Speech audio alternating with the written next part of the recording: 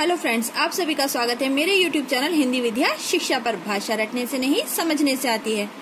सर्वप्रथम मैं video start करने से पहले आप सभी लोगों का धन्यवाद करना चाहूंगी कि आपने मेरी व्यंजन वर्ग की वीडियो को बहुत ज्यादा सराहा और उसको प्रोत्साहित किया। उस सब के लिए आप सबका धन्यवाद।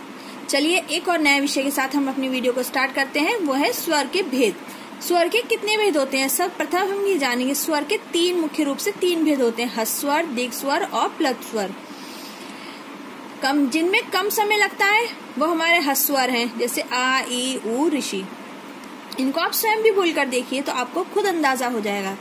दीर्घ स्वर जिसमें 2 गुना समय लगे, आ, ई, ए, ऐ, उ, औ। ठीक है। प्लस स्वर जिसमें 3 गुना समय लगता है या उससे अधिक समय लगता है, उसको हम क्या है, प्लुत स्वर कहते हैं। चलिए इसको अब हम आगे अलग अलग तरह से सीखते हैं कि किस तरह से इसके और भेद होते हैं। सबसे पहले है हमारा मात्रा के आधार पर। इसे हम समझेंगे छोटी मात्रा के आधार पर ह्रस्व स्वर। ये 4 होते हैं। छोटी मात्रा के आधार पर ह्रस्व स्वर कितने होते हैं? 4 होते हैं, जिनको बोलने में कम समय लगता है, जैसे छोटा आ, छोटी ई, छोटा उ, ऋषि। ठीक है। और बड़ी मात्रा के आधार पर दीर्घ स्वर, इनको ह्रस्व स्वर से 2 गुने ज्यादा समय लगता है। ये हमारे 7 होते हैं, जैसे बड़ा, बड़ी, ए, ऐ, ओ, जिसके ऊपर गोल गोल आपने देखा होगा ये बना हुआ होता है, औ के बाद ये जो आ रहा है। ठीक है। फिर नेक्स्ट है हमारा उच्चारण के आधार पर स्वर के भेद। ये 3 होते हैं। उच्चारण के आधार पर कितने होते हैं? 3 होते हैं। ह्रस्व स्वर हमारे कितने हैं? 4 हैं। फिर है दीर्घ स्वर, ये हमारे कितने हैं? 7 हैं। ह्रस्व स्वर में कम समय लगता है, दीर्घ स्वर में 2 गुना समय लगता है। और प्लस स्वर, इसका साइन ये होता है। प्लस स्वर का साइन क्या होता है? इस टाइप का, ये जो बना हुआ होता है ये हम जो मंत्र का उच्चारण करते हैं उसमें बोलते हैं, या फिर किसी को हम पुकार रहे हैं उसमें बोलेंगे। अब ओम है तो हम खाली ओम कहकर नहीं छोड़ेंगे, ओम। और अगर हम किसी को पुकार रहे हैं तो राम, राधिका, मतलब जो खींचते हैं, इसमें हमारा 3 गुना या उससे अधिक समय भी लग सकता है, तो हमारा प्लुत स्वर है। प्लुत स्वर का साइन क्या है? ये केवल एक ही होता है। प्लुत स्वर कितने होते हैं? ये केवल एक ही होते हैं। चलिए नेक्स्ट देखते हैं जीभ के प्रयोग के आधार पर।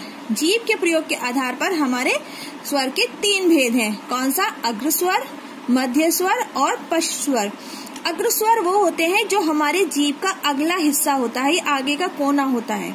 वो हमारे कैसे बोला जाता है? ई, ए, ऐ। आप बोल के देखिए जीभ कहाँ कैसे टच हो रही है। फिर है मध्य स्वर। मध्य स्वर के लिए खाली एक ही जो है क्या है, एक ही स्वर का प्रयोग किया जाता है।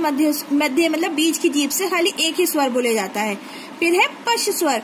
पश्च स्वर को बोलने के लिए हमारे पश्च यानी कि पिछला हिस्सा, हमारे जीभ का पिछला हिस्सा, जैसे आ, उ, औ, ओ, ये जो हमारे क्या है, ये हमारे प्रयोग के आधार पर जीभ का जैसे जैसे प्रयोग होता है। आप मेरी बात पर विश्वास मत करिए, आप स्वयं बोलकर देखिए, आपको खुद अंदाजा हो जाएगा और आप कभी जीवन में इसको भूल ही नहीं सकते। अगर आप किसी चीज को किताबों से पढ़ते हैं और फिर उसको प्रयोग अपने जीवन में कर लेते हैं, या फिर उसको खुद करके देखते हैं, तो वो ज्यादा आपके लिए बेनिफिशियल होता है। वो नॉलेज आपके लिए स्थायी हो जाती है, वो आपको हमेशा याद रहती है।